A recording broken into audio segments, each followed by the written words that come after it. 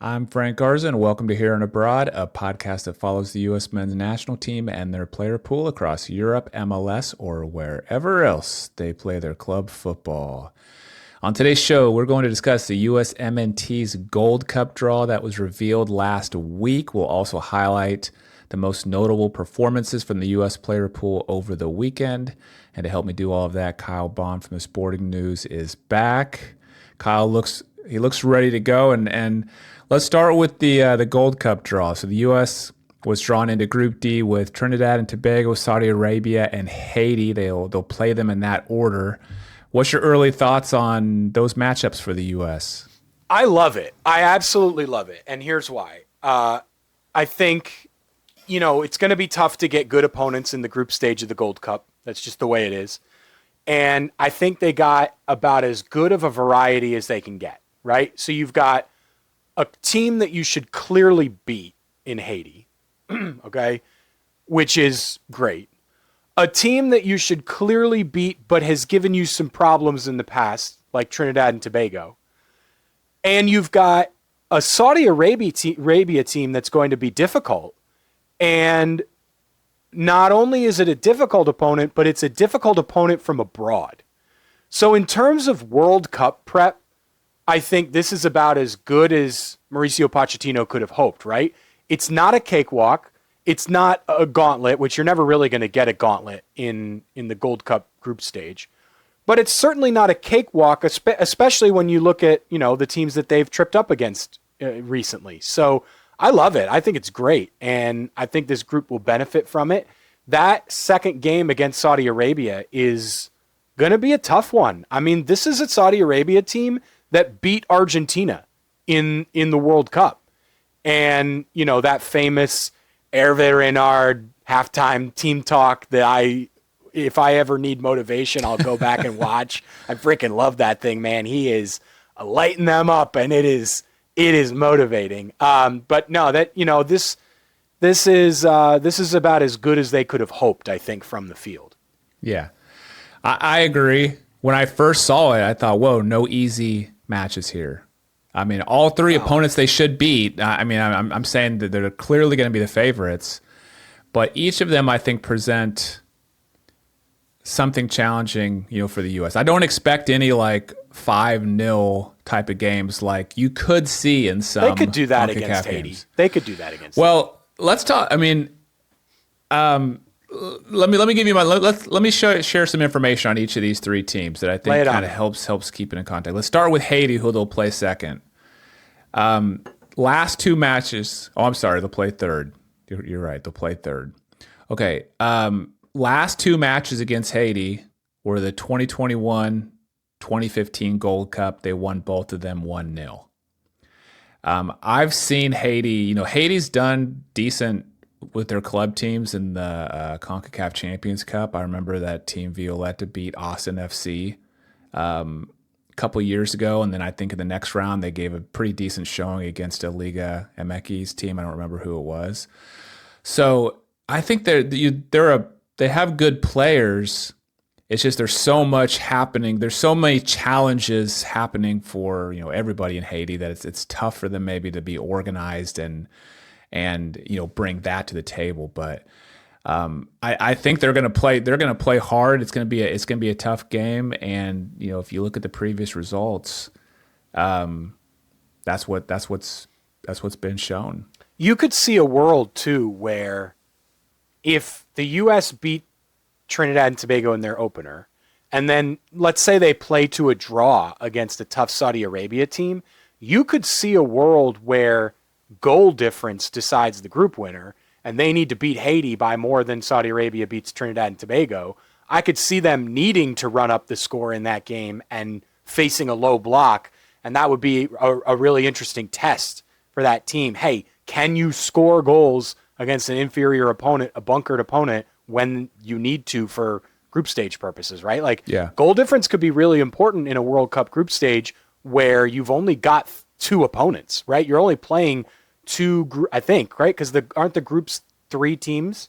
In what in the World Cup? No, they're four. I believe they they're four? four. I believe Okay. they're four. Yeah. I thought for a while that they were going to They go had to three-team experimented and toyed groups. with that idea, but I think they Yeah. ultimately ended up with four based Okay. on what I Well, read. even so, with the expanded group stage or the expanded World Cup in general, goal difference could be important. And I could see a world where they need to beat Haiti by a significant number of goals. Yeah. Yeah, and I guess I should say, if the U.S. was, and had some good momentum and had been playing really well as of late, I probably wouldn't worry about these three matches. But I could see the U.S. not playing well and drawing some of these matches and maybe getting themselves in a bind, like you mentioned, and having to go into that third game with pressure. Yep. I mean, Trinidad, the first match against Trinidad will be so important, to get off to a good start. And sometimes the U.S. seems to play Trinidad a lot, and sometimes I see them completely blow them out of the water. But then there's other times that they struggle. You think back to the not this most recent version of the CONCACAF Nations League, but the previous one they played Trinidad in the quarterfinals. I was at the home leg because it was here in Austin. They won 3-0, but they didn't score their first goal until the 82nd minute. And then the next two came back to back. And then I remember that. The away leg was when they went down to Trinidad and Dest punted the ball into the stands and got the early red card. And they went down to 10 men and they ended up losing that game, 2-1. So they won an aggregate, but I don't know. Trinidad gives us problems sometimes. And then, like you said, Saudi Arabia, I mean, you said, I think, the most important fact there that, they were good enough to beat Argentina in a World Cup match only, 3 years ago. And you look at them now, they're sitting third in their Asian World Cup qualifying group behind Japan and Australia. So, yeah, that's going to present its challenges as well. And if you project ahead, so overall, I'm pretty happy that, a tougher draw is better. I think a tougher draw is better for this team, like you said. And if you look ahead, assuming everything goes as planned, which we know it normally doesn't, but let's say U.S., Mexico, Canada win their groups, the likely path for the U.S. in the knockout rounds would be Costa Rica in the quarterfinals, Canada in the semifinals, Mexico in the finals. I mean, so the group that we have, and then those three teams in a row, it's going to be a challenge for these guys to win the Gold Cup, I think. I agree. You can't really.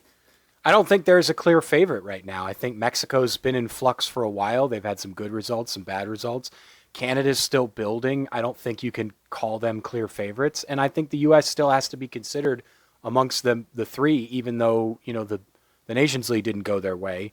They're still a strong team and should be healthy this summer as well. So, fingers crossed there that the season finishes out. But I think all three, it's kind of wide open, which is neat.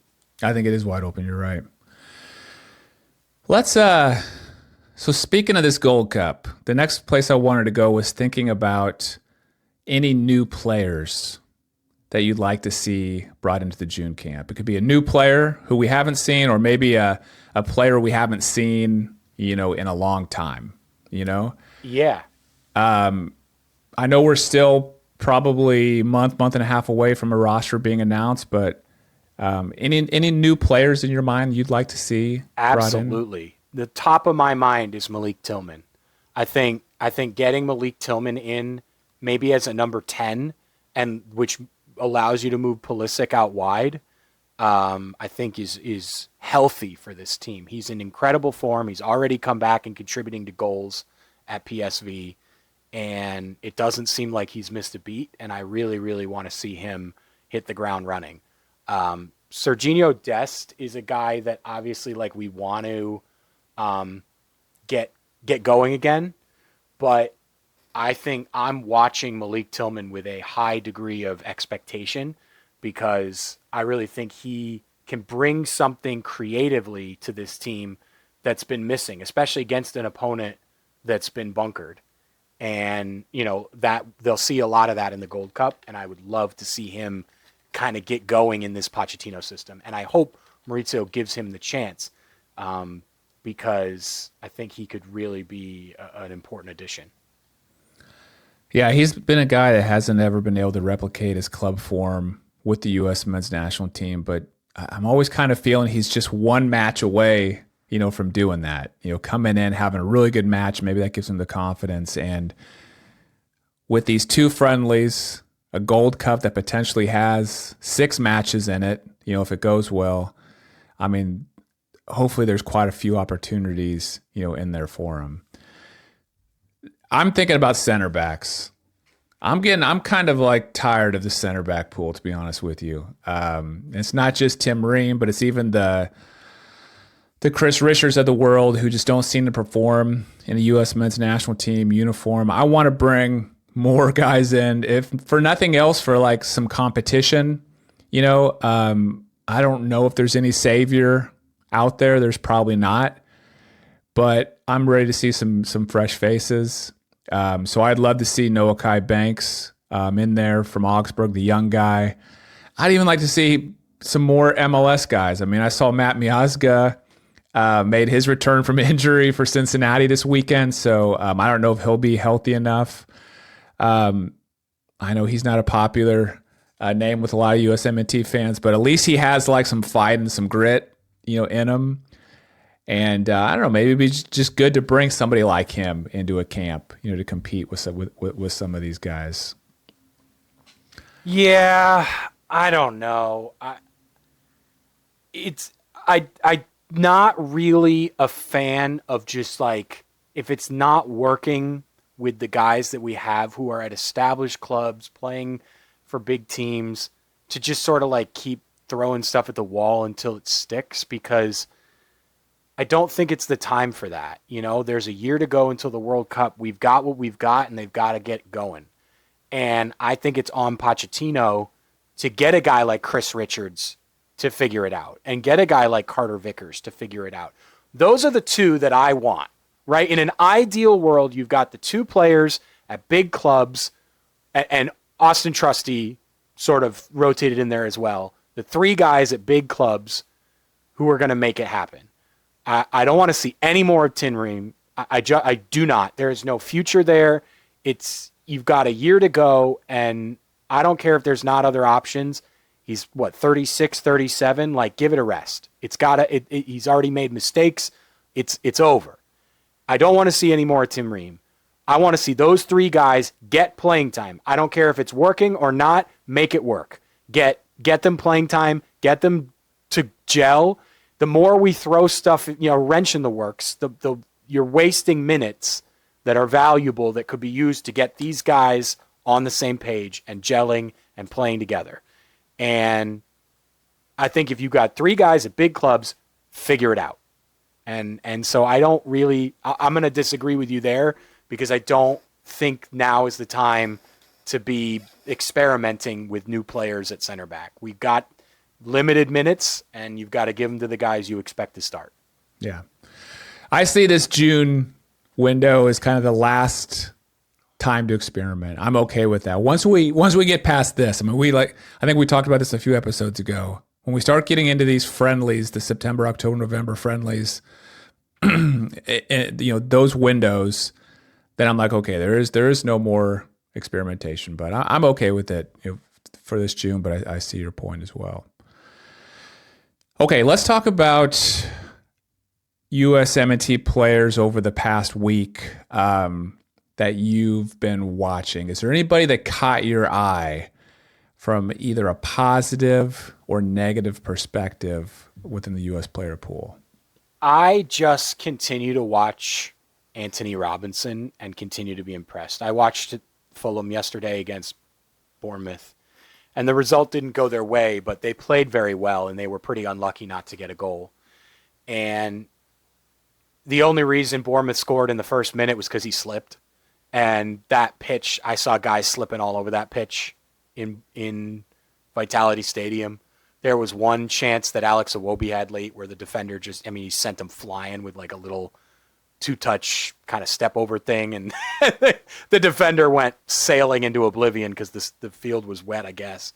But he is such a good player, and I know, like, we're not learning anything here, but it's just fun to watch. And so he kept it going. It was neat to see. It was neat to see Chris Richards get a goal, even though they got face planted by Man City.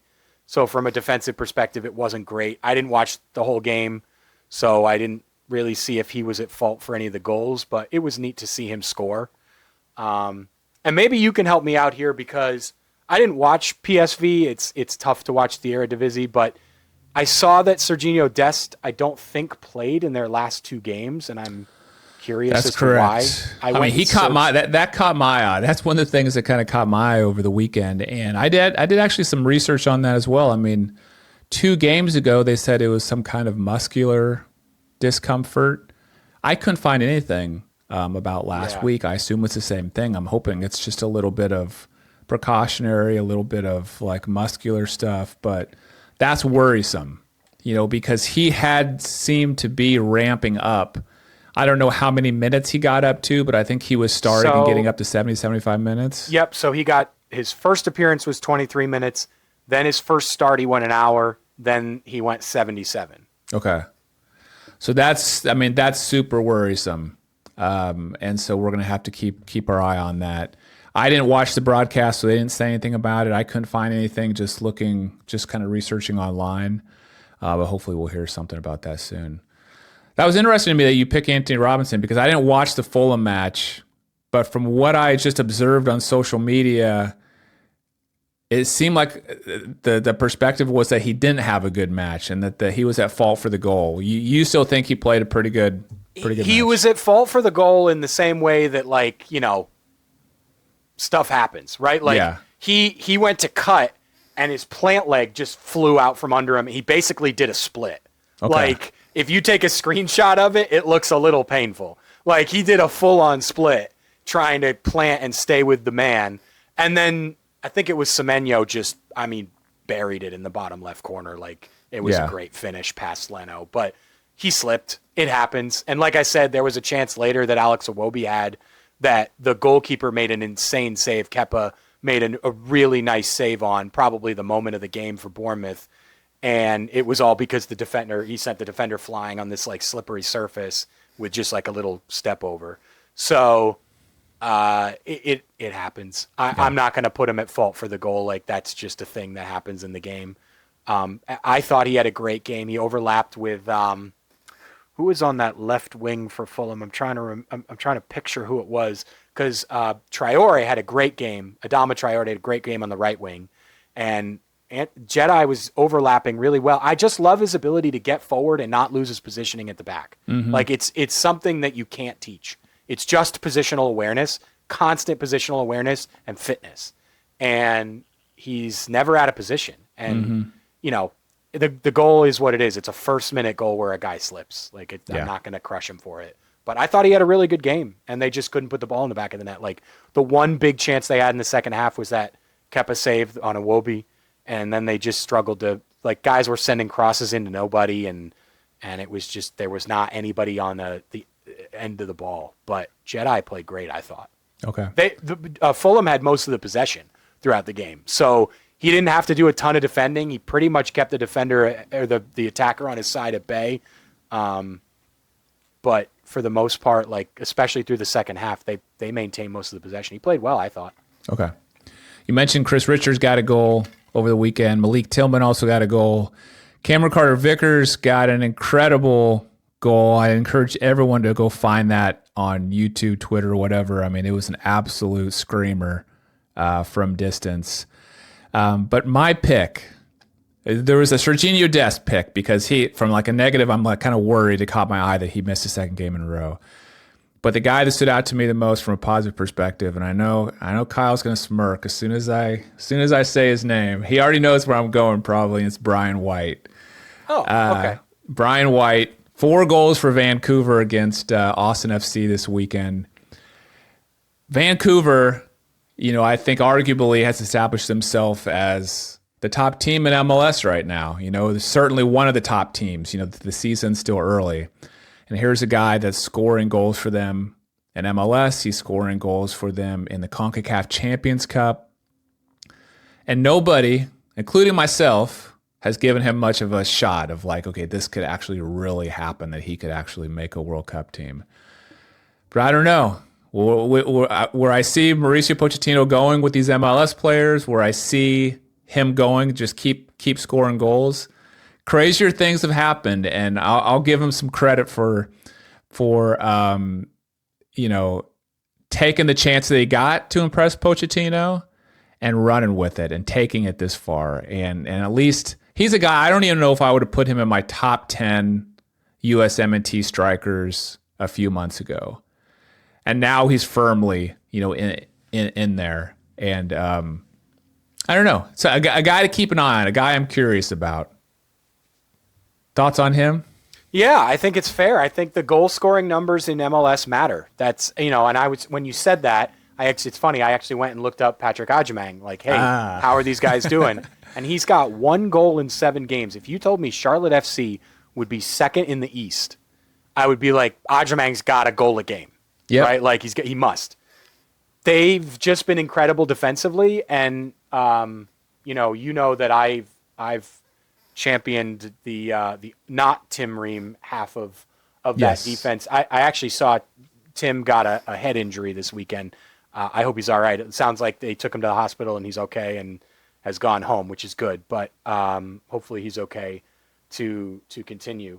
But Agyemang, if he's been good in limited minutes in the U.S. national team, I worry about sample size there. But he's got to get it going in MLS if he wants to be a part of it. Like that, if you're in Major League Soccer and you're a striker and you want to make the World Cup team, you have to play well in the league. It has to happen. So, and guys, people aren't going to watch every game. Like you've got to put up the numbers. So I'm hoping that he shows up. But good for Brian White. He didn't have much of a chance because there were guys in front of him. He's 29. I worry that that's maybe a false flag or it's just a lost cause there. But we'll see what happens. Anytime you score 4 goals in a game, it's awesome. Yeah. But we'll see. And he's not going to score 4 goals every week, but I think I'm more impressed with what he's been doing in CONCACAF Champions Cup. So we'll continue to keep an eye on him. All right, Kyle, I think that's it for today. I'll make sure and put links in the show notes to your X account, which is @the_bonfire, and also to your work at the Sporting News. Thank you so much for coming back on the show. We are heavy Champions League this week. It's an exciting time. I'm actually I will be headed in May to Spain to cover Real Madrid at the Bernabeu, which will be exciting. I'm probably not going to do Clasico, which is a bit of a bummer, but we are hammering La Liga with their title race. It's a lot of fun. We're hammering Champions League this week especially, and I think it's going to be a blast. So, is there a particular match that you think you're going to watch? So it'll be Real Madrid at home against Mallorca on May 14th, I think it is. Okay. That I'll be covering. So yeah, it'll be a blast. It's funny. I've told people like, I kind of wish. Obviously, I'm excited to go to the Bernabeu, right? I'm saying this a little bit tongue in cheek, but I kind of wish the game was in Mallorca. Like that would be awesome. Yeah, that would maybe a cool vacation. Yeah. Yeah. No, that's but cool. It'll be a blast. I'm very excited. All right. Well, good for you. Happy to hear that.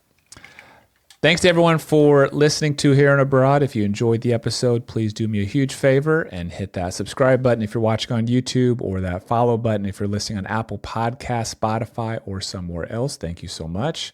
I'm Frank Garza. You can follow me on X @FrankGarza007, and I'll be back next week with a new episode.